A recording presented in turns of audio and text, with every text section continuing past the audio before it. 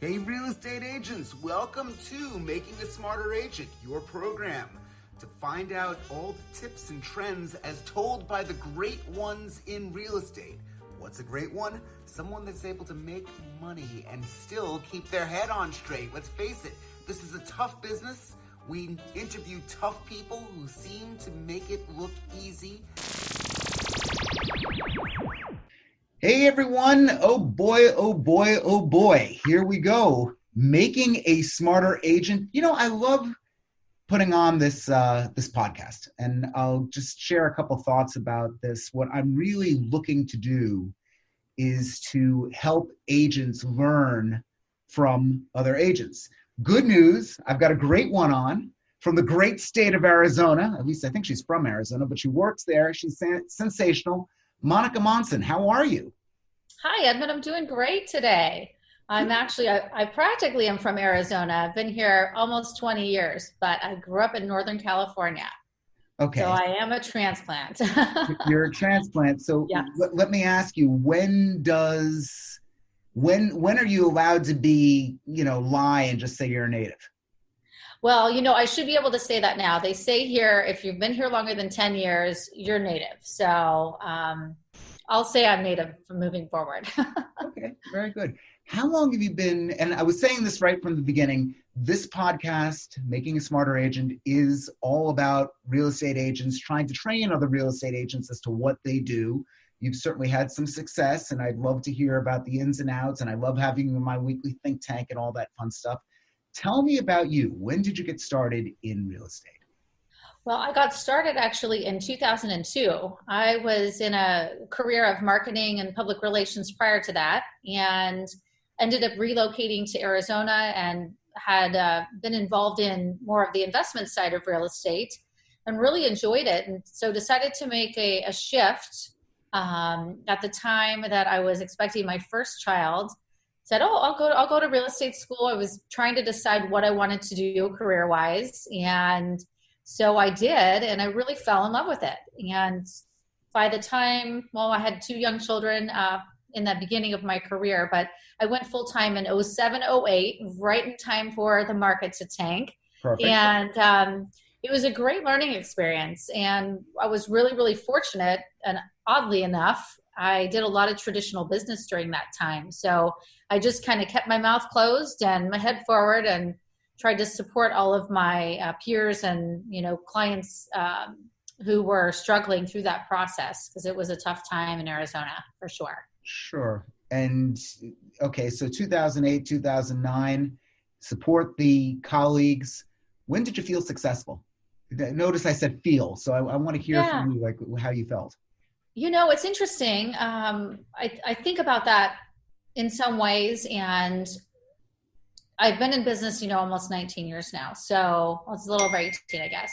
And it took some time. I knew that in my heart of hearts, I knew the niche I needed to be in just by nature of the professions that I had prior. And I was working a lot in the lifestyle space. I worked for a convention and visitors bureau doing marketing and public relations for, destinations in the wine country. So I knew that my niche would draw toward more of that luxury side of the business.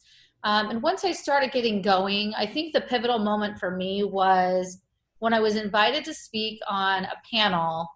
And at the time, I'd been in business about 11 years. And I was with peers that had been in business for, I think the shortest amount of time was 28 years.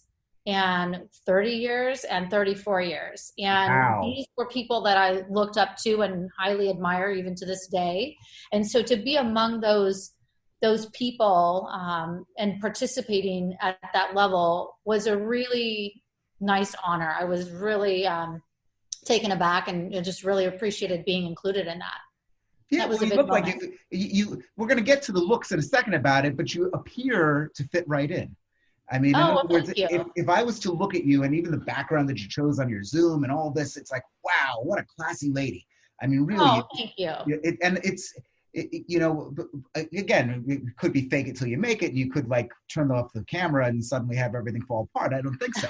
But, well, I really hope not. One of the big things for me in all aspects of my life, and I know this is kind of a word that's used a lot and thrown around right now, but is being authentic and really being yourself. And I have, like everyone, we've all gone through different things in our lives. And I think that being yourself and being vulnerable in life and work and building relationships just creates an incredible environment for us to thrive. So what you see is what you get with me. I'm a straight shooter.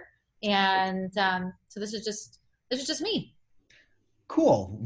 Let's get to the nuts and bolts of it. We're going to talk about business, how you're growing, how you get the phone to ring, COVID-19, all this wonderful. I got questions bubbling out of me here. So okay. the thing that I got to find out first is, about you got in 2008, 2009. When did you do your first deal? Well, I actually got in 2002. So I went full-time in 2007, 2008. And I did my first transaction. My first year in the business, if you really want to know the secret of my first year, as I mentioned earlier, I was expecting my first child. And I was strictly working on referrals. So we were investing in Arizona before moving here, and knew kind of the formula for residential rentals and new home communities throughout the valley. And so several of our friends in California were comparing, I can buy this home at, double or more the price in California, or I can buy something in Arizona and make a profit on rentals. So my first year I did about 24 transactions just based on those referrals. And say that again. Your first year you did 24. Mm-hmm. That was 2002? Correct. Okay, ladies and gentlemen, greatness has entered the room. This is greatness. That's like, wow, your first year, 22. I don't care how you know them. That's amazing. Yeah, thank you. It was just really, we had a friend group that trusted what we were doing here. And like I said, we put a formula together of what to put in, what to look for, which plans to buy. And it really ended up working out well. So that got my interest peaked, and I just really fell in love with the business. And so when I was able to commit my full schedule, I was gung-ho. I'm a worker, and it's just in my blood. So yeah, I was very fortunate to have that start. Sure. So 22 deals the first year. That's great. We fast forward 18 years here. How many? Now, COVID is something else. That's an anomaly. It's not the new normal. Anyone who's listening thinks it's the new normal. That's a bunch of bullshit. We can say bullshit here. Sorry, it's not the new normal. It's a temporary situation. Think of it as life in wartime. Prior to wartime here, 2019, how many deals did you do last year? So prior to COVID, our last year, we did about 55 million. So wow. 55 million. Yeah. So we specialize in luxury, but we work in all price ranges. We're really more about lifestyle and connecting people with the right lifestyle and what they're trying to accomplish. And so, on the high end, we had a really large, one of the largest sales in Arizona at $12.7 million. And we had, a transaction in the 400,000 range. So for us, it's really about connecting and helping people. And we're fortunate to work in a variety of capacities. Sure. And, I know we were introduced by our dear friend, Karina Pacific, who I hope is watching. I shared a hamburger with her years ago. That's how we met. Okay. FYI, I should take some of that. Well, no, we were at a conference and I whatever, long story. But so she's always spoken highly, but boy, you've got so much business going on. Of the 55 million, how many transactions did that make up? What was the average deal? And I know mean averages are hard. So you just average price point? Is that what you're? Yeah, give me the total number of transactions. Maybe that would be. So last year we had about 31 transactions. That's great. And you keep saying we're not we. How many? My team. I always say we because I have a small team that I work with, and I like to, include them in everything that I do. But yes, so we had about 31 transactions last year that make up that number. And my team averages anywhere from, 28 to about 35 on average transactions a year, and growing, of course, now. But historically, that's what we've done. Sure. Take away the $12 million home, our average price point is around 2.2 million in our, in our collective. So we've, usually carry some in that 4, 5, 6 range, and then some that are, again, more affordable price points. Sure. I want to get to how you make the phone ring. I think our viewers be curious to hear about what you're doing for marketing. I want to let the viewers know if you have a question that you'd like to pose. Obviously, that's going to be not the case if you're listening to the audio podcast. But if you're with us now live, please post it in the chat, and I will try and get that question to Monica. That would be great. Monica, so let's talk about this. 55 million, that's obviously a lot of referral, I can imagine. But what are you doing to market yourself? What are you doing to get your name out? So aside from the obvious, which is building relationships and building referral networks, I've really focused, over the years on making sure that we had a solid reputation, and not only the clients, but also our peers understand and know that when they're working with us or they see one of our listings, that they know what to expect in the process. So first and foremost, I think there has to be a foundation of that. But with regards to marketing, I'm really, because of my background, and I'm very passionate about marketing, I can talk about it for hours and hours. We created sort of an approach that is multi-pronged. So because we specialize in luxury, we target everything that we do toward that end user. So whether it's specific advertising, like for example, in print, we do real estate specific pieces, magazines, lifestyle magazines, direct mail. I've done a lot of research behind who our ideal client is for the types of properties that we represent. And so we take that and carry it through. So whether it's print, online, social media, events that we're hosting, are we consistently hitting that target audience with those experiences? Are we presenting ourselves in a way that they're connecting with us that's unique and different from other real estate professionals? And, as a business, are we looking at this on a more broad basis, not just real estate? I feel it's really, really important to look at all types of business. So no matter what price range you're working in, know who the target audience is, and then take a step back and put yourself in their shoes. What are they seeing? Where are they going for resources? Are they used to a certain experience in everything that they do? So for example, in luxury, our clients, a lot of times are traveling via private, whether it's private plane or commercial. They're staying in certain types of hotels. They're used to a certain level of service in dining and vacationing. And so when we researched our brand, when we research the audience we're speaking to, we try to tailor everything toward that individual a client or a prospect. So if you take them to lunch, it's not likely at like Mickey D's or White Castle. Right. And I think pick it up, raise the bar just a little bit, Raise the bar, and it's, you have to know when. I think one of the biggest talents of great agents is to be a bit of a chameleon, in that if someone is more casual, don't show up decked out in a 5-piece suit or 3-piece suit or whatever it is. And, but if somebody is more formal, you want to make sure that you're matching that energy. So I think that's true. And also what we do. And when we're representing certain clients or certain properties, we need to operate at that level so that the audience for that specific home is attracted to it and has that wonderful experience in the process. Sure. All of this sounds good. I want to just try and get to some of the specifics. Let me just ask some questions. You give me yes or no. Do you do mailings? Yes, we do. How many pieces? Is it monthly? What's going on with that? So we don't do a set number per month.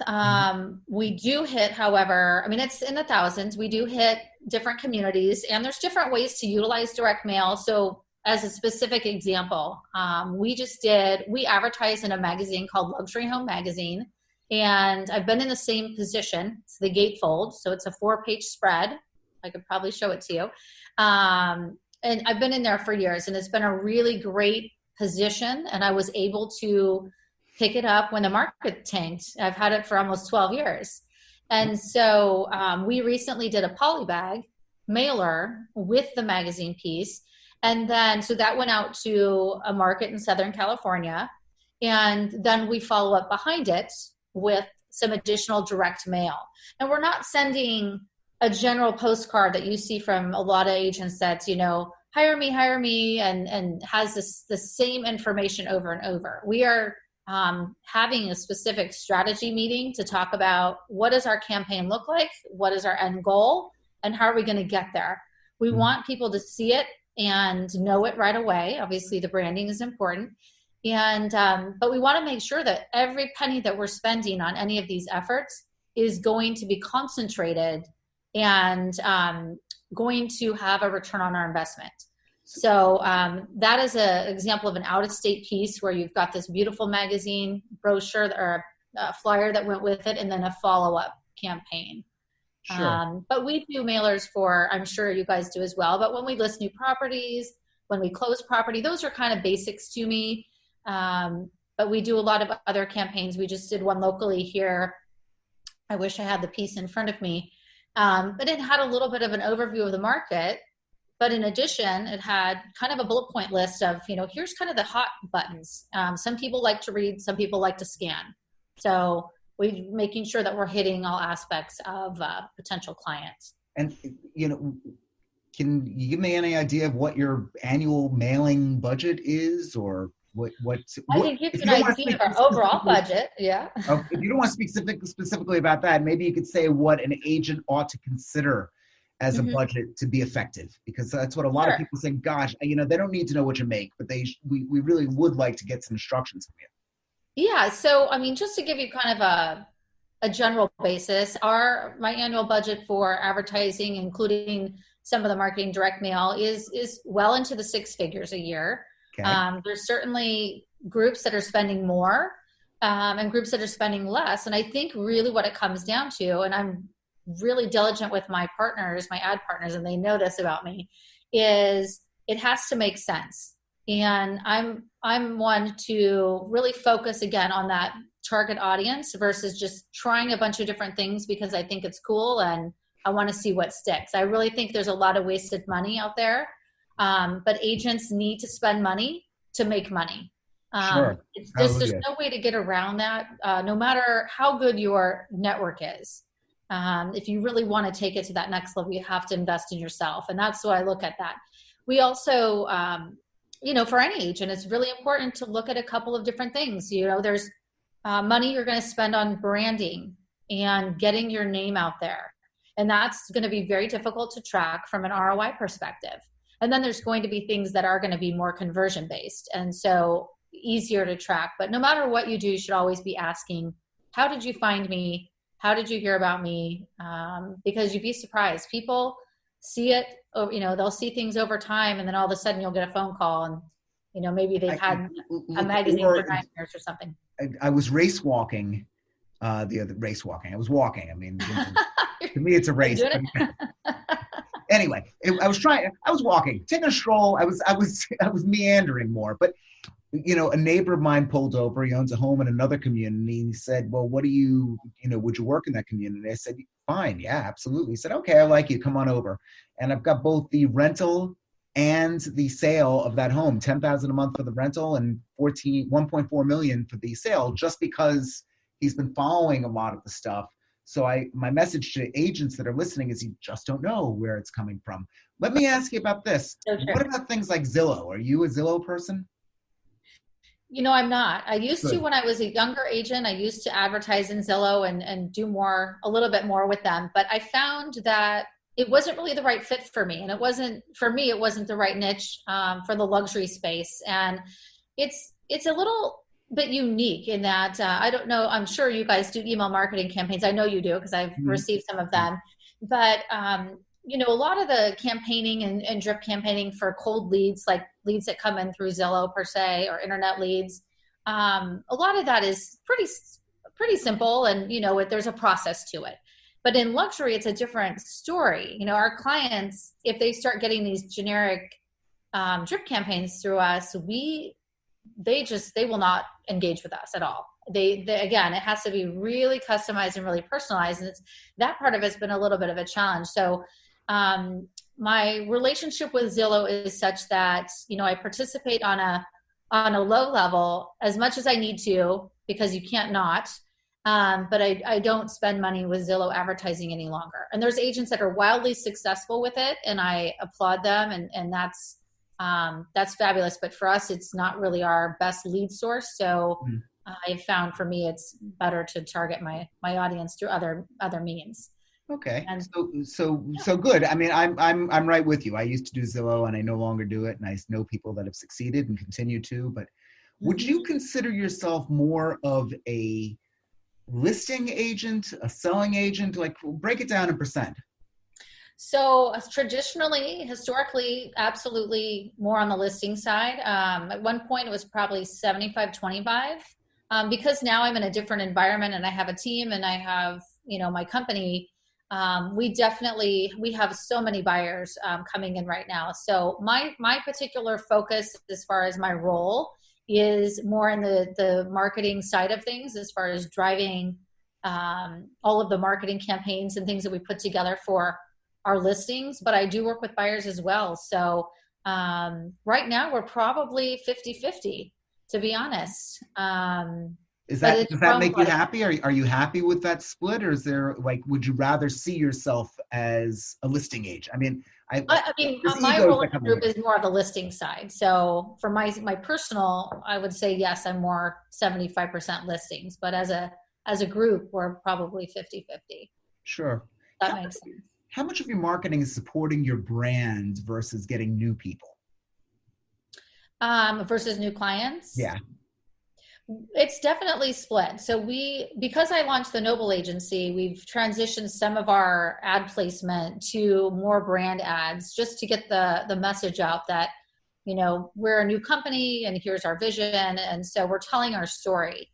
And so, but if I looked at ratio, I would say that our brand ads are maybe 30%, 35%, and the rest are property specific. So we pair the two together. Like I said, I'm really big on consistency in branding. Whether you have a little budget or a big budget, make sure that whatever you're doing is very consistent throughout. But it's important to have the brand ad and obviously the property advertising that we need to do. Sure. I've gotten to know you over the course of, let's say, 4 or 5 weeks now, I think, because you've been to my weekly think tank, Rain Nation, Real Estate Information Group Network, Rain Nation private group on Facebook, and a weekly think tank. Again, sounds like a gratuitous plug, because it is, but I'm curious to hear. Great. It is great. Tell me about your impressions of the people you met and the value of networking with other agents out of state. Well, I'm a huge fan of networking with agents out of state and out of the country. I'm highly involved with several different organizations and groups, and it's really important for agents to, want to do the best possible business they can to be networked. And so that takes time, it takes effort to build those relationships and, virtual trust. You and I haven't had an opportunity to meet in person yet, but, we'll be like old friends when we see each other. Sure. And so I think it's invaluable. And I applaud you for taking the time. I know as a full-time agent, we're being pulled in a lot of directions, and the amount of time that you commit to creating a platform for agents to network and share ideas and help improve each other's businesses is really, it's a big feat. So I applaud you for doing that. And I appreciate the opportunity to be involved with you guys. Oh, stop. And when I say stop, I mean keep going. That's keep going.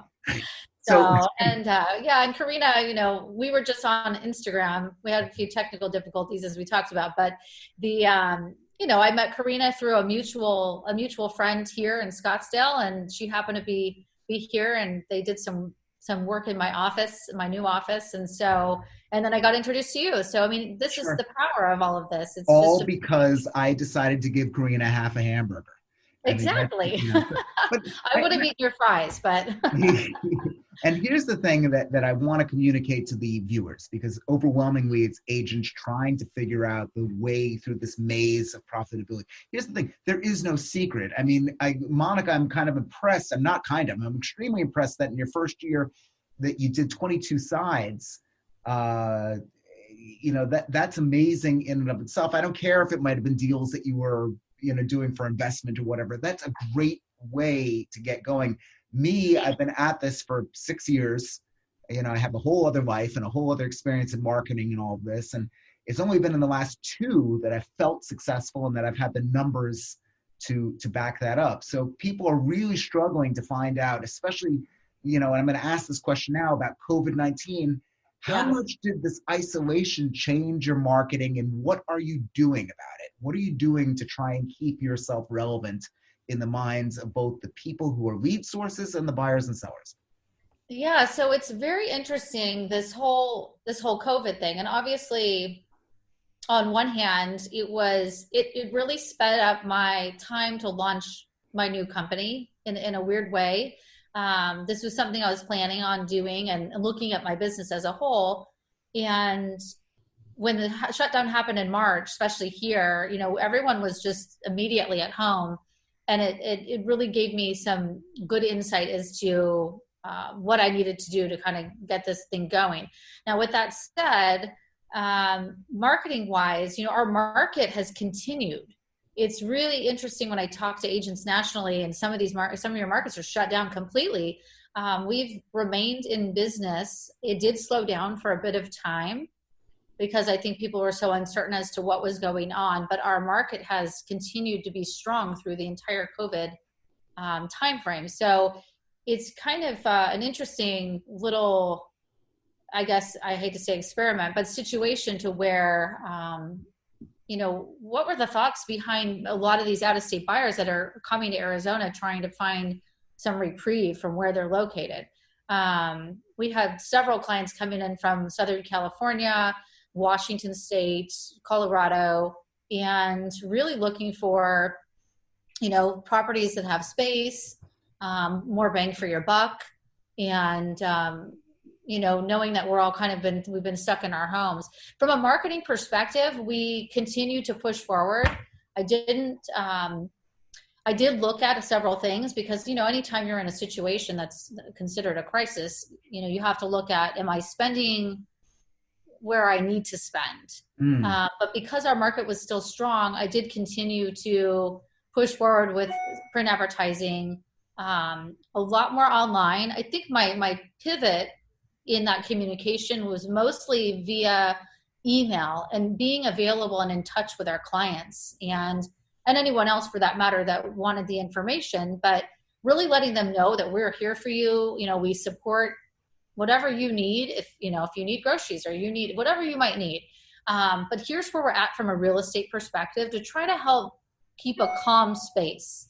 One thing that we didn't want to do was see everyone start to panic, and everyone's panicking in a lot of other ways, obviously for health reasons and family and all of those, loss of jobs and various things. So we wanted to help provide the right information so that they could avoid hopefully a sense of panic in real estate. Hopefully they weren't thinking like, gosh, I'm going through all these things and then my house is going to tank in value. So we wanted to make sure that they knew that, hey, our market is still strong. Here's what we're seeing. And being a regular communicator through those aspects. So we tweaked some of our messaging to have obviously more sensitivity to it, and to let them know if there's anything that they might need, we're here, and Sure. We're here to support you. Sure. Are you seeing a lot of New Yorkers? We're not seeing a lot of New Yorkers. Interestingly, we did have a period of time where we had an influx, from New Jersey, some from New York, but that really slowed down quite a bit. We are seeing a lot of sales with Canadian owners because of the whole, Canadian situation with oil prices and all of that. So we're starting to see a lot of selling. Like I said, we've had our first increase in inventory. The last 2 weeks, we saw a very slight increase in inventory. We've been below 50% of our normal for quite some time. So what's normal? Well, right now we only have, just over 6,200 homes on the market. I'm sorry. Yeah. 62,000 homes on the market. 62,000. 6,200. Oh my God. 6,200, 1,000. 6,200. Okay. 6,200. So we are really, really low. We're really low. How many of those are yours? Of the 6,200? Oh goodness. Well, we keep selling. So we have a small portion of that. Yeah. But that's throughout the whole Maricopa County, the greater Phoenix market. So It's very slim. And if you're under a sub 500 market here, you're looking at multiple offers. I have a friend who's an agent who had a home that he had listed in the 750 range, and he had 42 showings the first day, requests. I mean, it's just nuts. So it's important to know that for people to align in any of these markets with agents that are, really involved and can help guide, to know when not to overpay, or how to maneuver when you need to compete with other offers, even if you're financed or you have, different things that you need in the process. Well, this is all a treasure trove of information. I just love it. I'm happy to. I'm so pleased. You're share. So well spoken. You're fabulous. Don't ever change. And I do want to meet you in person. And you're right. It will be kind of like old pals, because that's how relationships go these days, that people just meet online and, they're able to really connect and understand and learn about each other's kids and families and all that wonderful stuff. If you were a new, and this will be my last question, if you were a new agent coming in and you had just a limited amount of time to actually make a living, you don't want to be the rental person, but let's say you're giving yourself, 2 or 3 years in the business to really prove to yourself that you could get from point A to point B. What advice would you give that person? A few things, I think. Obviously, first and foremost, to do well in real estate, you have to be very self-directed and have self-discipline in your schedule. I've seen new agents over the years who've come in and, they come in and talk to me at 10:30, 11 in the morning, and they say, I don't know what to do with myself. And for me, that's just a foreign thought in business, because there's always something we can be doing. So really make sure, first and foremost, have a kind of a daily routine initially. Get up. I'm kind of big on having gratitudes. Have an affirmation for your month. Set some goals of what you'd like to do. But it's really about being diligent, showing up every day. Make sure you educate yourself on your market as much as possible. Start with one neighborhood. Get to know every single listing that's available. I mean, these are basics, but they really hold true. And really become educated on what's out there. And, relationships, everybody knows somebody. I didn't know anyone when I moved here and started in real estate, other than a couple of friends that I had made or had moved after we did. But I started from scratch in the business. And so the relationship building side of it, whether it's through your current, friends, or perhaps, if you can sit open houses in your market, meet people, connect with people, and you'll start to build. And it takes time. I always tell new agents that I have worked with or coached, give yourself the time, because agents get really antsy around that 3 to 4 month period, 5 month period. But all the effort that they put in, they're going to start to see turn between that 6 and 12 month period. And every one of them that sticks through it and really just has a process and has a plan, they're like, you're so right, because it starts to convert. And if you have the opportunity to learn and pair up with somebody who's been in the market, do it. And even if it's, you have to work for, a very minimal amount of money, take that time and relish the opportunity to learn, because these experts, Edmund, you've obviously been in for 6 years now. You certainly have fast tracked in a lot of ways. I can tell. And I think that knowledge is key. We're always learning in real estate. I learn new things all the time, and it just builds on itself. And so, I just think sometimes agents need to give themselves permission to be okay with, I'm not going to sell a home in the first week or first month, and it might take 3 months. It might take 6 months for me to convert my first transaction, but be a sponge and learn as much as you can from other agents. Let them know who you are and the quality of work that you will be doing. That was invaluable when I first started.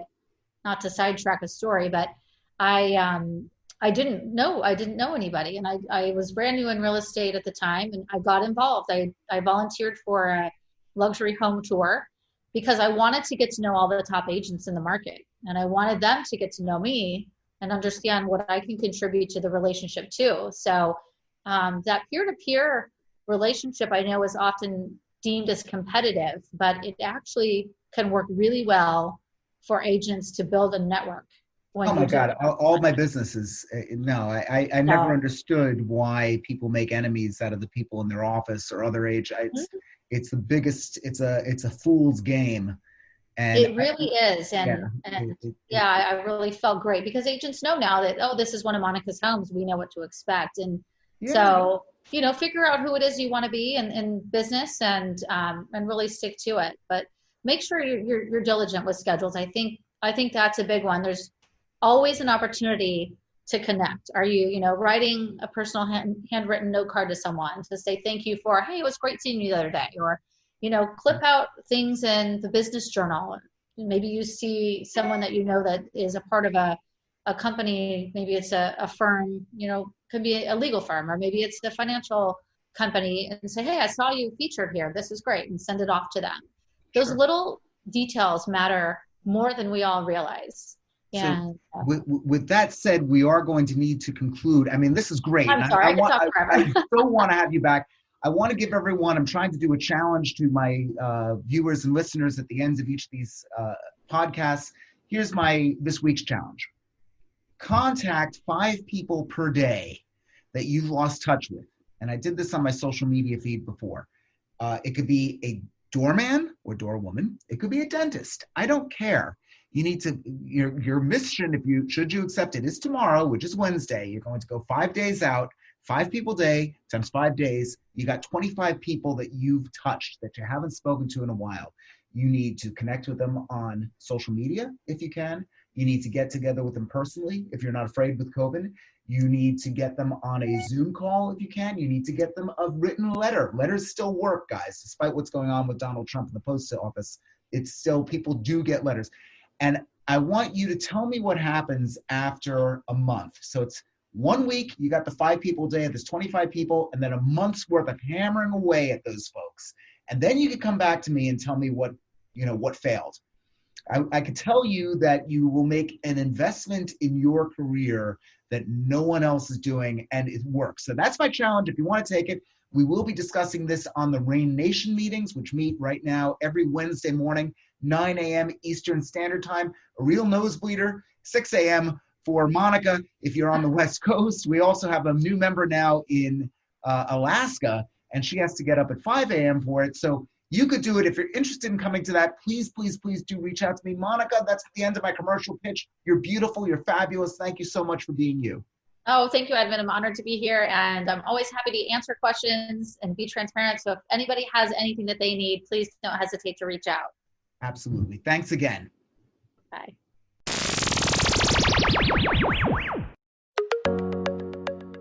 Making a Smarter Agent would like to thank its 2 sponsors. The first is Organized New York Palm Beach, which you could see on Instagram at the handle Organized Palm Beach. Let's face it, organization stinks. It's tough. Organized New York Palm Beach is the premier organizing company that operates between New York and Palm Beach County, Florida. Go check them out on Instagram at Organized Palm Beach.